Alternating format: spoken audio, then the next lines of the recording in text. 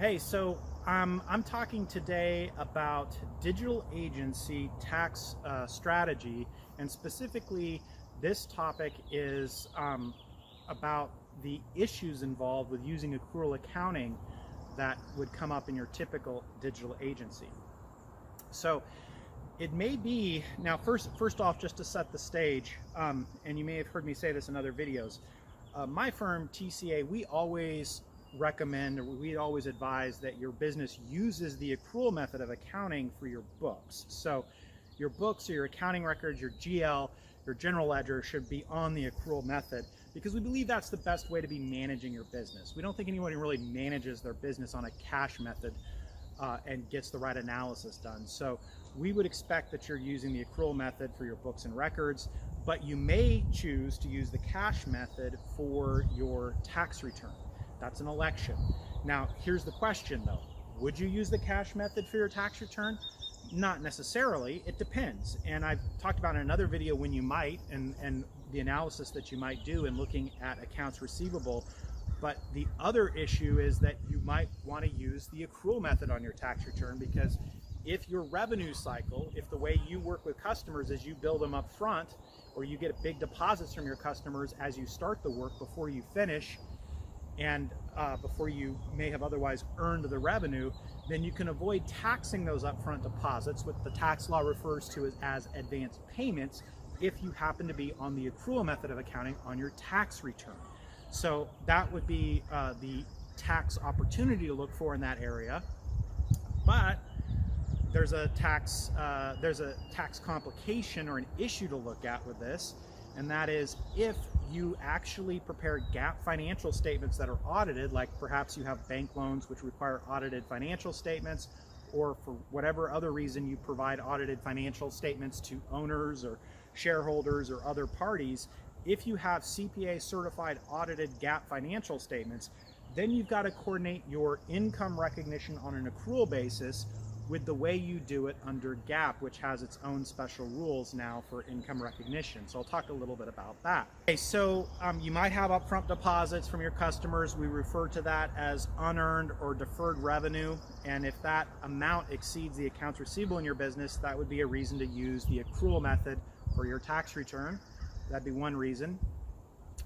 And another reason your company may have what I call deferred revenue or unearned revenue is because some of these digital agencies, some of your digital agencies have maintenance agreements where you are providing maintenance services related to website development or website maintenance, or maybe even content related maintenance services or social media maintenance services.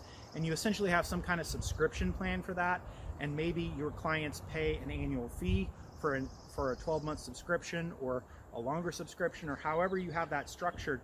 Those kind of arrangements can lead to the scenario where we have what accountants refer to as unearned or deferred revenue, and that can also present a tax opportunity if you're using the accrual method of accounting to not tax that revenue even though you've collected it up front until we say that it was earned.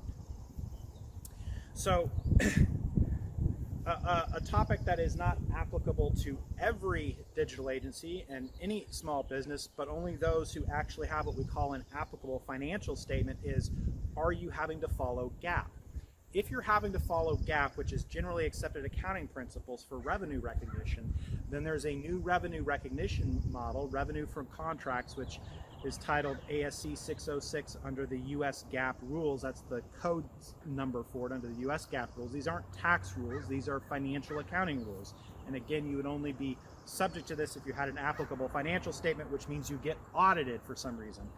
So if you're in that case, then you have a 5-step model to revenue recognition that you have to consider. In that 5-step model, you have to identify the contract you have with your customer. You have to identify what your performance obligations are under that contract. You have to determine what your total contract or transaction price is. You have to allocate that transaction price among the various performance obligations along the way in the contract. And then finally, you recognize your revenue in that contract based on how it allocates to your performance obligations, okay? So this is, I don't want to get into an in-depth GAAP discussion in this video. about revenue recognition or this 5-step model. There's a lot to be said on this. There's other literature out there that does a far better job than I provide on that particular topic. But if you are doing that, then you have to consider from a tax standpoint, if you're using the accrual method of accounting, that you would have to follow that to some extent, because there was a new tax rule that came out, and it said that you cannot recognize revenue any later than it's recognized on your applicable financial statement. So if you collect an upfront deposit from a customer in your digital agency and you say, well, I don't think I earn it till next year, so under traditional accounting rules that have been around now for a while, I can defer that and recognize it next year when I've earned it. But if it turns out that you actually have an applicable financial statement, and when applying the 5-step model, you concluded that you should recognize revenue now this year because of when the performance obligation happened, well, then you would have to recognize that revenue now for tax purposes. So having that applicable financial statement binds you to recognize revenue earlier than you might otherwise. Not necessarily. It may be that the GAAP answer, applying the 5-step model and the performance obligations, leads to the same answer you used to get just doing your traditional tax analysis and defer it all to next year. That's quite possible, but it's something to watch out for, that having the applicable financial statement, if you're in that scenario, could mean that you need to recognize revenue earlier than you otherwise would have. And so it's something to look for. In terms of whether you have an applicable financial statement and would have this issue to consider, I mentioned it earlier, this would be companies that are, if you're a public company providing financial statements to the SEC, then for sure you have an applicable financial statement. But the other way that the businesses that are primarily in my audience might have an applicable financial statement is maybe they have a bank loan that requires they get an audit, and so they have to prepare financial statements in accordance with GAAP. They get an audit for that bank loan. Or they maybe have a major customer that they work with that requires they get an audit so the customer knows that they're not going to go out of business. That would not be uncommon in this digital agency space, that you have a really significant customer, they're paying you a lot of money, and they are paying you perhaps a lot of upfront money to service them over the next 12 to 24 months. They want to know that you're going to be around to service them. And so they require an audit, a financial statement audit in accordance with GAAP. If that's you and you're in that situation, you have an applicable financial statement that you have to consider and how you ultimately determine your income. And it not only affects your GAAP income, as we've been talking about, but my point is it will ultimately then affect your taxable income. Historically, for tax purposes, we had a 1-year deferral rule. So if you collected income up front and then you believed or you knew that you didn't really earn it, it was just a deposit and you didn't earn it until next year or the year after, you could defer that income for up to 1 year, but no more than 1 year. That came up from a Revenue Procedure 2004-34. That is still in play.